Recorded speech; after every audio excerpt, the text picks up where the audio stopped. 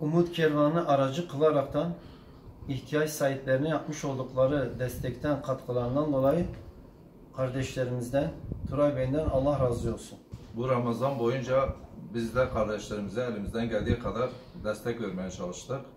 Aracı kuruluş olarak Umut Kervanı'na bize teşekkür ediyoruz. Allah kısmet ederse inşallah bundan sonra yine aynı şekilde Umut Kervanı'na aracı kurum olarak yardımcı olmaya çalışacağız. Allah hayrınızı kabul etsin. Bizler Umut Kervanı olarak bugüne kadar bizlere yardımlarından dolayı bütün Diyarbakır esnaflarına hasreten teşekkür ediyoruz.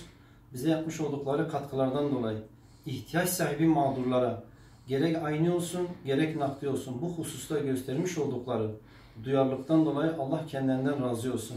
Bu münasebetle biz de Ali Said Bey'e de bize göstermiş oldukları bu katkılarından dolayı, yardımlarından dolayı Allah kendilerinden razı olsun. Kendilerine bu anlamlı hediyeyi de kendilerine takdim ediyoruz. Tamam. Biz de Diyarbakır esnafı olarak bize vermiş olan bu hediyeyi canı gönülden kabul ediyoruz. Her zaman için Umut Kervanı'nın arkasında olduğumuzu, Umut Kervanı ile beraber yetimlere, mazlumlara, fakirlere yardımda her zaman hazır olduğumuzu belirtmek için bu hediyeyi kabul ediyorum. Allah arkadaşlarımızın Umut Kervanı'na katkıda bulunan bütün arkadaşların hayrını kabul etsin. Tekrardan Allah razı olsun. Biz de teşekkür ettik. Allah razı olsun. Cümlemizden. Umut Kervanı Vakfı'nı aracı kılarak bize yardım eden esnaf kardeşlerimizi dolaşmaya devam ediyoruz. Özellikle mübarek Ramazan ayında katkılarından dolayı bu esnaf kardeşlerimize bu anlamlı hediyeyi ve plaketi sunuyoruz.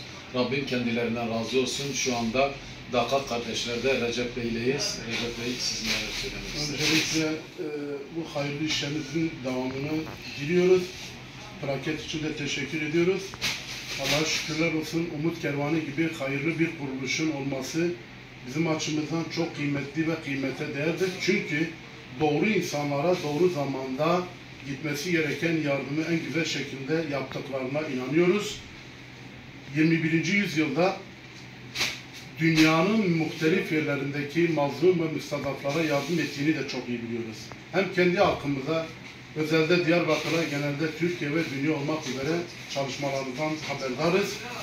Bize 1500 yıl sonra ensar olma lütfunda bulunan Allah'a hamdü senalar olsun. Tabii ki sizin çalışmalarınız buna vesile oluyor. Duyduğumuz kadarıyla Afrika ülkelerindeki mazlum, çaresiz, beçare olan insanlara da yardım ediyorsunuz. Ben şahsen bunu ensar olarak kabul ediyorum. Yani bize 1500 yıl sonra ensar olma şerefini nasip eden Allah'a hamdolsun. Memleketimizdeki buraya gelen muhacirler de var. Bildiğimiz kadarıyla Suriyeliler. Onlara yönelik de çok ciddi bir çalışmanız vardır. Bu çalışmalar takdir ediliyor. En azından biz doğru insanlara doğru zamanda ulaştığından canı gönülden emin olduğumuz için Allah-u Teala bu çalışmalarınızın devamını getirsin. Allah sizlerden razı olsun. Muvaffakiyetler diliyorum inşallah. Çok teşekkür ediyorum plaketiniz için de.